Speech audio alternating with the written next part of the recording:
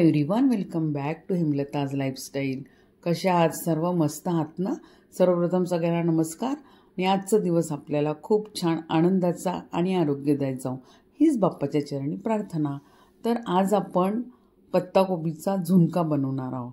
ही एक authentic Maharashtrian recipe आहे. अवघ्या महाराष्ट्राची ओळख म्हणजे झुणका भाकर. तर चला आज आपण पत्ताकोबीचा झुणका कसा करायचा ते बघणार आहोत. तर झुणका म्हणजे सुकी पत्ताकोबीची बेसन लावून बनवलेली भाजी.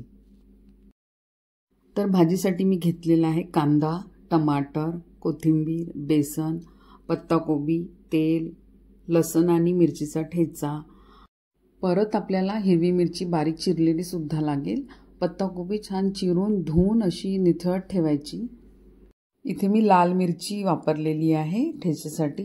तुमच्याकडे हिरवी असेल तरी चालेल. माझ्याकडे होती लाल म्हणून मी वापरली. तर इथे आपण छान तेल तापवून घ्यायचं.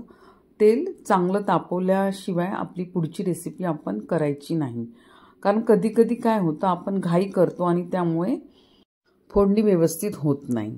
जर फोडणीच व्यवस्थित झाली नाही तर आपण जे फोडणीमध्ये जे पदार्थ टाकतो त्याचा स्वाद फोडणीमध्ये उतरणार नाही. म्हणून आपण तेल छान तापल्यावरतीच आपले सगळं जिन्नस आपण त्यामध्ये टाकायचे. तर मी छान तडतडू दिली. राई, जिरं टाकलं, तेही तडतडलं छान. त्यानंतर कढीपत्ता टाकला, मिरची टाकली, कांदा टाकला. कांदा छान होऊ द्यायचा. त्यानंतर आपण टमाटर टाकलं आहे आणि टमाटरही छान शिजू द्यायचं. त्यानंतरच आपण पत्ताकोबी टाकणार आहोत. चवीपुरतं मीठसुद्धा टाकलेलं आहे. टमाटर छान वाफेवर शिजवून देऊ, झाकण लावून देऊ थोड्या वेळ 5 मिनटं. त्यानंतर आपण बघू की झाला की म्हणून परत फिरवून घेऊ एकदा. आणि मग आपण जो मिरची आणि लसूणचा ठेचा केला होता तो टाकू आणि तो पण छान परतवून घेऊ. लसूण आणि मिरचीचा ठेचा छान परतवून घेतल्यावरती आपण त्यामध्ये आता थोडी हळद टाकणार आहोत, अर्धा चम्मच छोट्या चम्मचने. ती पण छान तेलामध्ये परतवून घ्यायची. त्यानंतर मी टाकली पत्ताकोबी. छान धुवून ठेवली होती आणि त्याचं पाणी सगळं निघून गेलं होतं. तर पत्ताकोबी आता आपण परतवून घेऊ छान असं सगळीकडनं आणि ही छान वाफेवरती शिजू द्यायची. आता आपण थोडं हिला झाकून देऊ भाजीवरती आणि पातेलं. त्यानंतर आपण याला 10 मिनटाची वाफ काढून घेऊया. जर तुम्हाला वाटेल की पत्ताकोबी कोरडी झाली आहे तर थोडं पाणीसुद्धा तुम्ही टाकू शकता शिजण्यासाठी. तर इथे आहे थोडं पाणी म्हणून मी काही टाकलेलं नाही आहे. आणि परत मग वाफेवरती शिजवून घेतलं थोडा वेळ.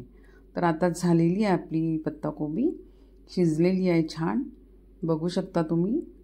आणि आता आपण टाकणार आहोत 1 वाटी बेसन, हरभऱ्याच्या डाळीचं पीठ. तर हे पण छान आपण मिक्स करून घेऊया. जर पाणी असेल भाजीमध्ये तर जितकं मावेल तितकं पीठ तुम्ही टाकू शकता. तर इथे आपलं जास्ती काही पाणी दिसत नाही आहे मला. वाफेवरतीच झाली आहे भाजी, आपल्याला पाणी टाकायची गरज नाही पडली. तर थोडं इथे मावेल अजून पीठ, तर मी थोडं अजून टाकलं आहे 1 चम्मच. असं एकूण मी 1 वाटी बेसन टाकलेलं आहे. तर बेसन टाकल्यावरती परत छान मी परतवून घेतलं सगळीकडनं. आणि थोडं कोरडं वाटत आहे म्हणून मी आता याच्यावरती थोडं पाण्याचा हबका देणार आहे. तर असं हबका द्यायचा पाण्याचा, त्यामुळे काय बेसनही शिजेल आणि त्याचा कच्चेपणा निघून जाईल. आता हे आपण याच्यावरती एक वाफ काढून घेऊया. ही मोकळी भाजी आहे. तर ही भाजी पॅनला खाली चिकटण्याची शक्यता असते. त्यामुळे तुम्ही जर नॉर्मल भाजीमध्ये 2 चम्मच जर तेल टाकत असाल तर ह्या भाजीमध्ये तुम्हाला 4 ते 5 टेबलस्पून तेल टाकावं लागेल. ह्या भाजीला थोडं जास्ती तेल लागतं. तर आता इथे बघू शकता तुम्ही आपली ही भाजी झालेली आहे, म्हणजे झुणका झालेला आहे आपला पत्ताकोबीचा आणि खूप छान दिसत आहे. वरून छान कोथिंबीर टाका हिरवी हिरवी आणि खायला घ्या झुणका आणि गरम गरम ज्वारीची भाकरी. ही एकदम सोपी रेसिपी आहे. तर मी झुणका केला होता त्यामुळे आज भाकरीसुद्धा बनवल्या. तर या तुम्ही पण झुणका भाकर खायला आणि बनवून बघा ही रेसिपी. जर तुम्हाला आवडली असेल तर लाईक करा, शेअर करा आणि कमेंट करायला विसरू नका.